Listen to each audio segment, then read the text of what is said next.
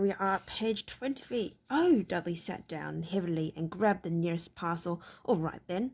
Uncle Vernon chuckled. Little Tyke wants his money's worth, just like his father. Attaboy, Dudley, he ruffled Dudley's hair. At that moment, the telephone rang and Aunt Petunia went to answer it while Harry and Uncle Vernon watched Dudley unwrap the racing bike. A sign camera, a remote control aeroplane, 16 new computer games, and a video recorder. He was ripping the paper off a gold wristwatch when Aunt Petunia came back from the telephone looking both angry and worried. Bad news, Vernon, she said. Mrs. Figg's broken her leg. She can't take him. She jerked her head in Harry's direction. Dudley's mouth fell open in horror, but Harry's heart gave a leap. Every year on Dudley's birthday, his parents took him and a friend out for the day to adventure parks, hamburger bars, or the cinema. Every year, Harry was left behind with Mrs. Figg, a mad old lady who lived 2 streets away. Harry hated it there. The whole house smelled of cabbage, and Mrs. Figg made him look at photographs of all the cats she'd ever owned. Now what? Said Aunt Petunia, looking furiously at Harry as though he had planned this. Harry knew he ought to feel sorry that Mrs. Figg had broken her leg, but it wasn't easy when he reminded himself it would be a whole year before he had to look at Tibbles, Snowy, Mr. Paws, and Tuffy again. We could phone Marge, Uncle Vernon suggested. Don't be sullen, Vernie. She hates the boy. The Dursleys often spoke about Harry like this, as though he wasn't there, or rather as though he was something very nasty that couldn't understand them, like a slug. What about what's-her-name, your friend Yvonne? On holiday in Majorca, snapped Aunt Petunia. You could just leave me here, Harry put in hopefully. He'd be able to watch what he wanted on television for a change, and maybe even have a go on Dudley's computer. Aunt Petunia looked as though she'd just swallowed a lemon. And come back and find the house in ruins, she snarled. I won't blow up the house, said Harry, but they weren't listening. I suppose we could take him to the zoo, said Aunt Petunia slowly, and leave him in the car. The car's new. He's not sitting in it alone. Dudley began to cry loudly. In fact, he wasn't really crying. It had been years since he'd really cried, but he knew that if he screwed up his face and wailed, his mother would give him anything he wanted. Dinky Duddy Dums, don't cry. Mummy won't let him spoil your special day, she cried, flinging her arms around him. I don't want him to come, Dudley yelled between huge pretend sobs. He always spoils everything. He shot Harry a nasty grin through the gap in his mother's arms. Just then the doorbell rang. Oh, good Lord, they're here, said Aunt Petunia frantically, and a moment later Dudley's best friend, Piers Pocus, walked in with his mother. Piers was a scrawny boy with a face like a rat. He was usually the one who held people's arms behind their backs while Dudley hit them. Dudley stopped pretending to cry at once. Half an hour later, Harry, who couldn't believe his luck, was sitting in the back of the Dursleys' car with Piers and Dudley, on the way to the zoo for the first time in his life. His aunt and uncle hadn't been able to think of anything else to do with him, but before they'd left, Uncle Vernon had taken Harry aside. I'm warning you, he said, putting his large purple face right up close to Harry's. I'm warning you now, boy. Any funny business, anything at all, and you'll be in that cupboard from now until Christmas. I'm not going to do anything, said Harry honestly, but Uncle Vernon didn't believe him. No one ever did. The problem was, strange things often happened around Harry, and it was just no good telling the Dursleys he didn't make them happen. Once Aunt Petunia tired of Harry coming back from the barber's looking as though he hadn't been at all, had taken a pair of kitchen scissors and cut his hair so short he was almost bald except for his fringe, which she left to hide that horrible scar. Dudley had laughed himself silly at Harry, who spent a sleepless night imagining school the next day, where he was already laughed at for his baggy clothes and sellotape glasses. Next morning, however, he had got up to find his hair exactly as it had been before Aunt Petunia had sheared it off. He had been given a week in his cupboard for that, even though he had tried to explain that he couldn't explain how it had grown back so quickly. Another time Aunt Petunia had been trying to force him into a revolting old jumper of Dudley's, brown with orange baubles. The harder she tried to pull it over its head, the smaller it seemed to become, until finally it might have fitted a glove puppet, but certainly wouldn't fit Harry. Aunt Petunia had decided it must have shrunk in the wash, and, to his great relief, Harry wasn't punished.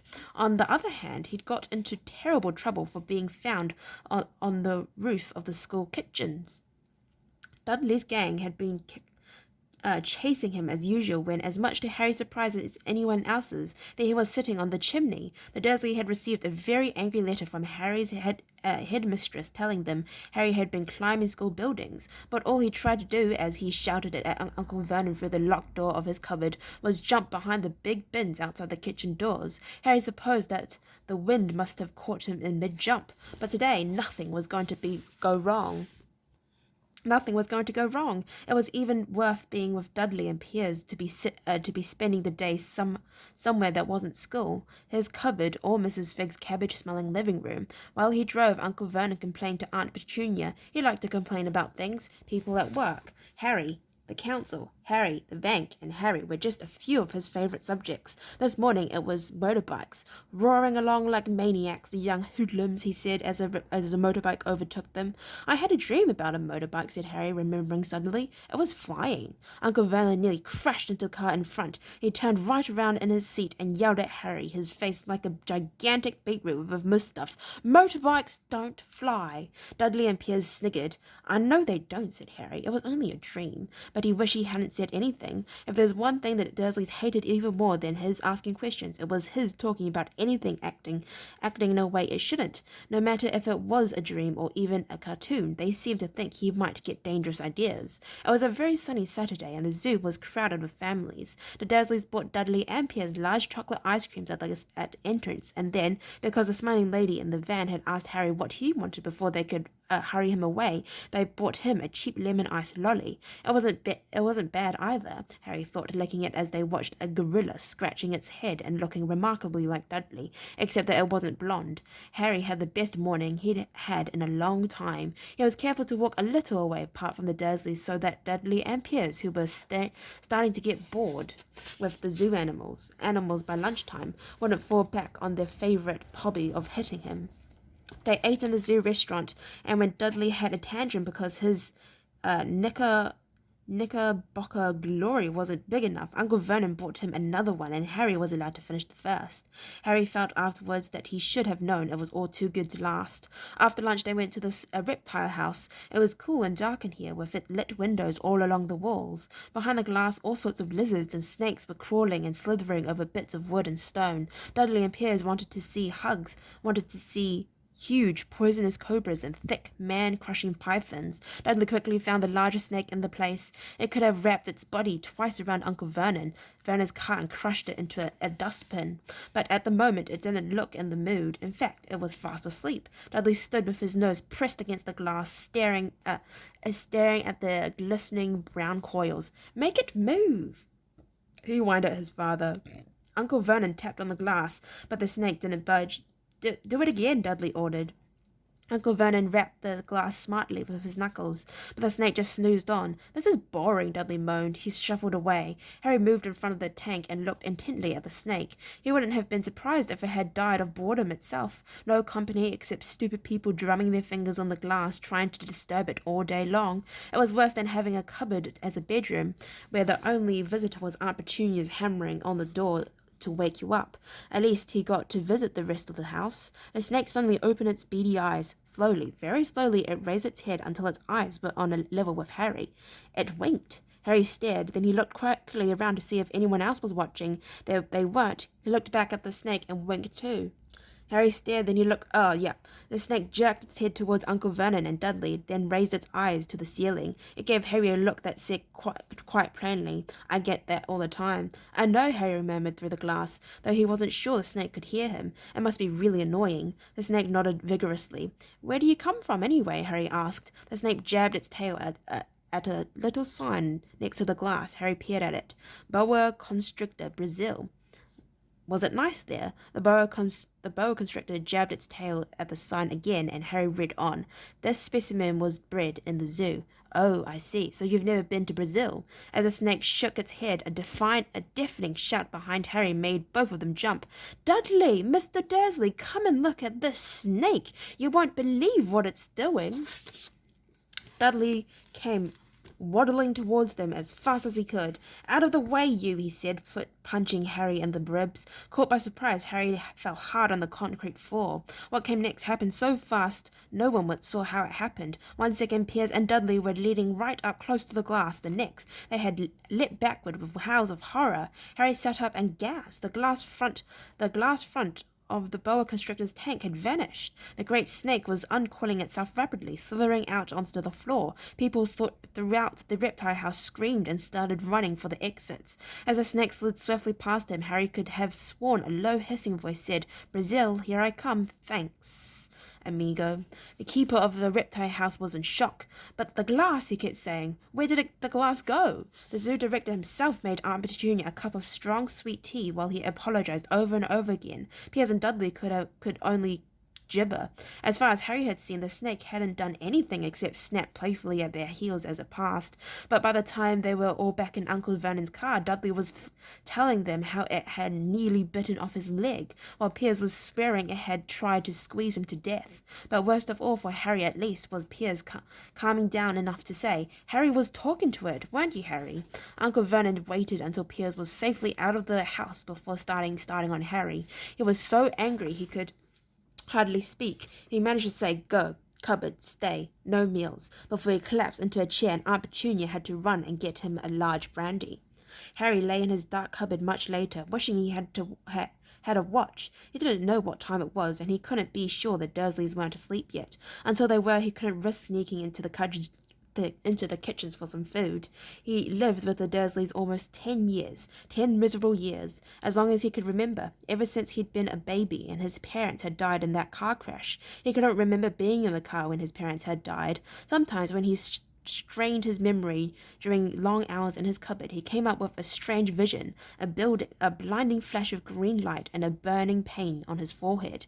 This, he supposed, was the crash, though he couldn't imagine where all the green light came from. He couldn't remember his parents at all. His aunt and uncle never spoke about them, and, of course, he was forbidden to ask questions. There were no photographs of them in the house. When he had been younger, Harry had dreamed of some unknown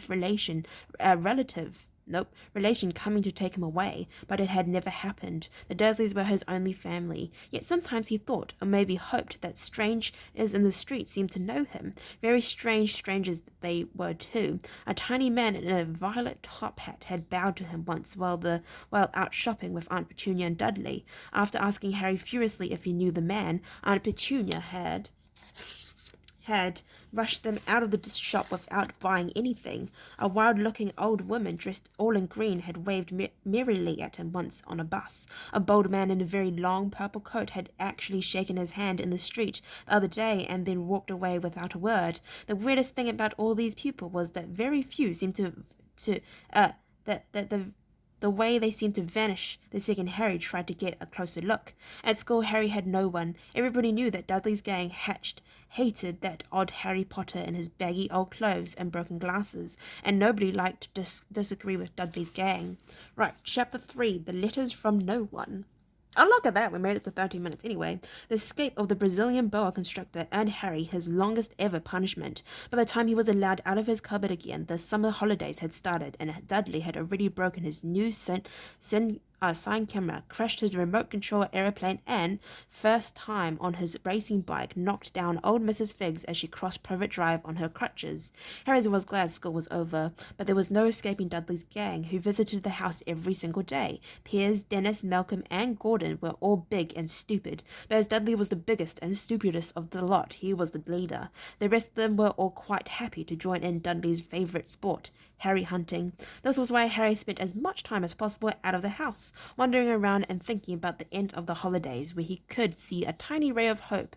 When September came, he would be going off to secondary school, and for the first time in his life, he wouldn't be with Dudley. Dudley had a place at Uncle Vernon's old school, Smeltings.